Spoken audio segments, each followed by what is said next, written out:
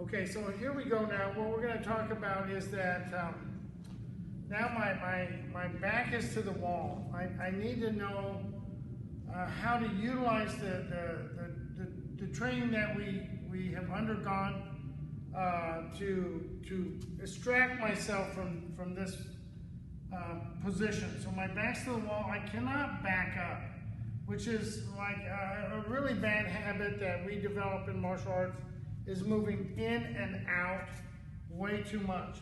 So this is going to force me to rotate and to slide. Okay, so we call these the 4 points of entry. Essentially what's happening here, let's just assume that my arm is being pinned, I'm being pushed up against the wall, and that this knife comes in, and I don't have time to get out of the way. So I put my hand up, but immediately I shift my body, and that gives me point of entry A. Okay? So what am I going to do here? I'm already in trouble. I caught the hand, I shift my body, and do point of entry A.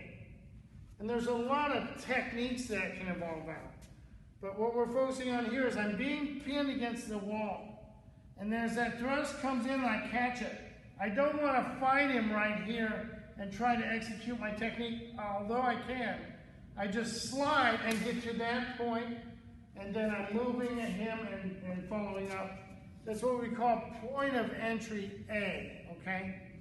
So now the same thing happens here, and he comes in, and I'm in this position. So what I do is I move my body here, and this thing kind of hits his arm, cuts his arm, and stabs, and when he puts his hand up, that's called point of entry B. Okay? And so when he comes in, and I catch the hand, I move there, I stab, but he puts his hand up, that's point of entry B. Okay? And that can be utilized and done in a lot of ways. But if I get to here, see, I can enter it here, and that's also point of entry B. Okay? So I utilize this point of entry here. Now, as I push this hand away and I pull him, and that's point of entry C, or also known as opposite arm entry. So I'm learning to do this as I'm pressured here. I put the knife there, I stab the body, and I slam him into the wall, and possibly just take off, or I can use that like that. The other one is when I'm here, I'm being pinned and pushed, so I move to the outside of the arm, and that's point of entry D. So when I'm being pinned up against the wall here, I simply rotate my body, and that can, we're not really talking about so much the disarm technique here, but that's what we call point of entry D.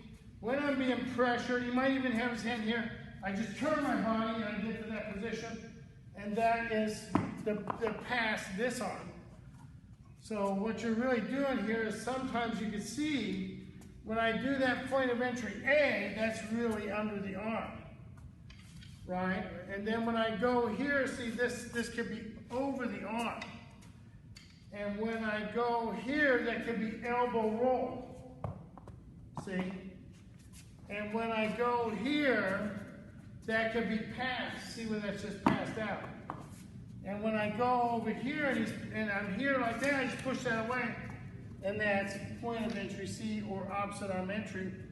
And I would like you to work those techniques from that position. Okay, critically thing is that I am used to being pushed and pressured here. And see later, see that's where I draw my knife from an obscure position.